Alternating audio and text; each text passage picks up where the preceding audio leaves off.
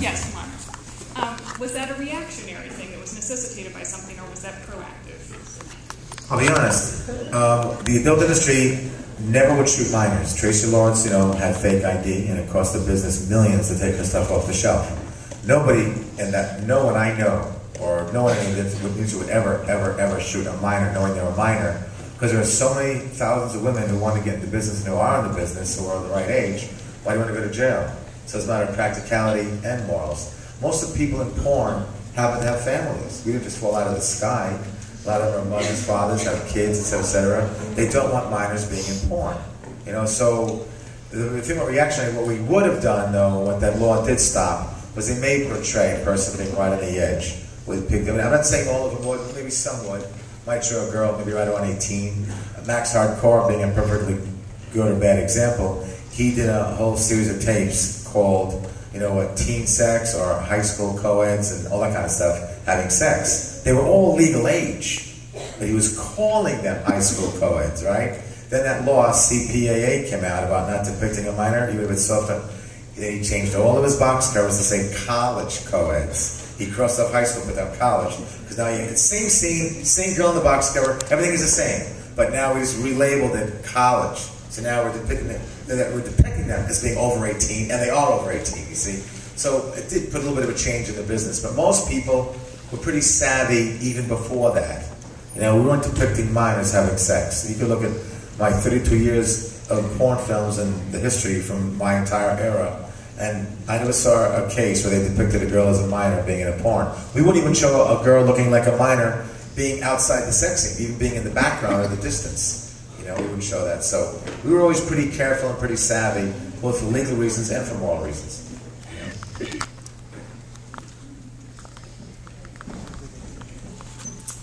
Mr. Gross, in your opening statements, you gave us statistics in regard to minor viewership of pornography.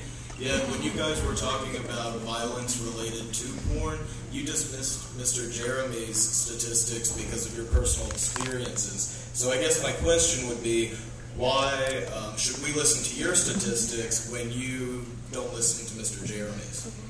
His about violence? Yeah, there's no correlation? Ask him when that study was done. She even knew. That was, back to the 80s. I mean, that was what, 70-something?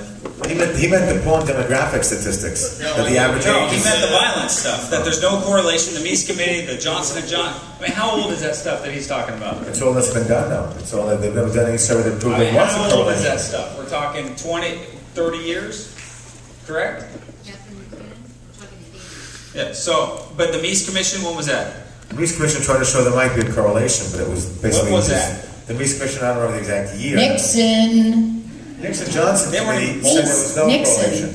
And Nixon-Johnson Committee said there was no correlation.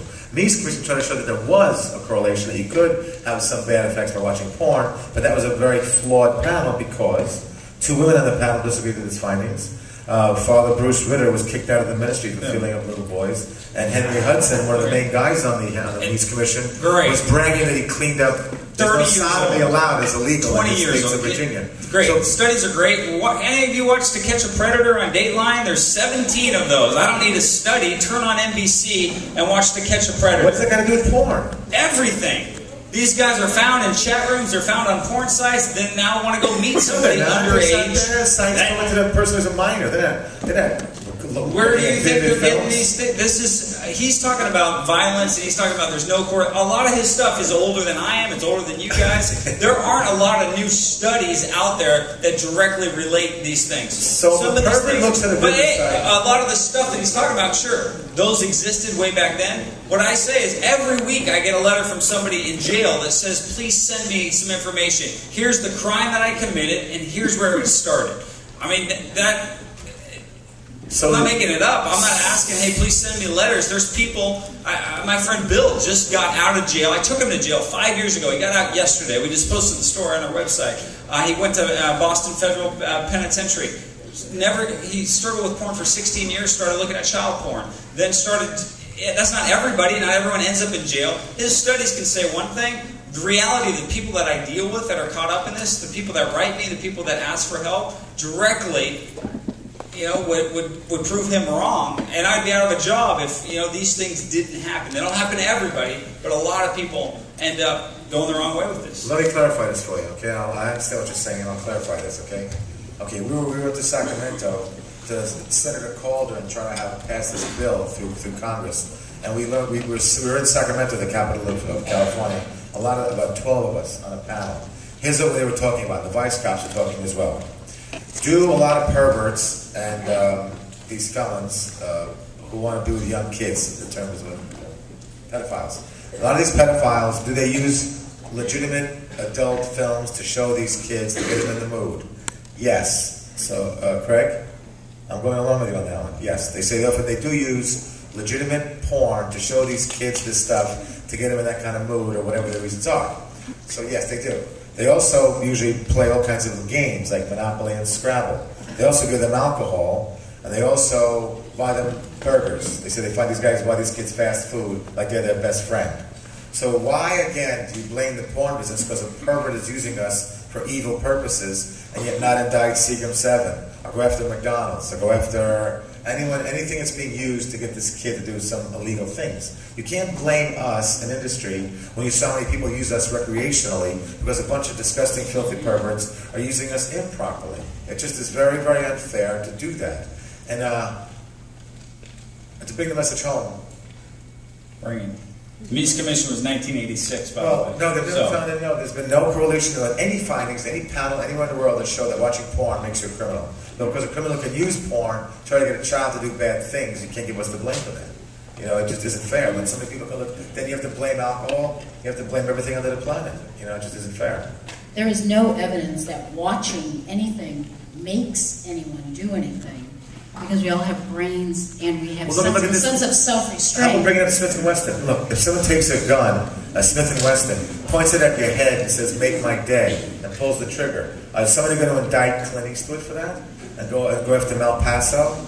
If somebody was to take Reese's Pieces and choke you with it and you die because of it, you're going to go after E.T. and Steven Spielberg? There comes a time when you're watching a medium, the whole idea of blaming media for crime is a very dangerous First Amendment game that no one has ever wanted to play that game. So you don't ever blame the media, or some of entertainment on someone who can't do things with their own personal problems. I'm not blaming it. I'm saying these are what people are saying directly affects what they're doing, and this is where they got some of these ideas. This is where it could happen, yeah. And we're starting to see that we're being misused that way. But what are you going to do? We're an adult industry. The loser who would take direction from a porn film. Next. Well, look at the case of alcohol. A minor might tell an older guy, "Get us a beer," and they give the guy a few bucks and say, "Give us a six-pack, keep it for yourself." Now, same thing in an adult store. A kid could tell an older guy who's over 18, "Go in there and get us that Debbie Does Dallas DVD, and we'll buy you a few bucks or so, I'll give you some money." So they do that. But yet, most DVD store owners have been pretty careful, but now it's all on the internet. So again, a lot of that control is gone. But we were doing okay for a while there. Okay, this is more for Greg, but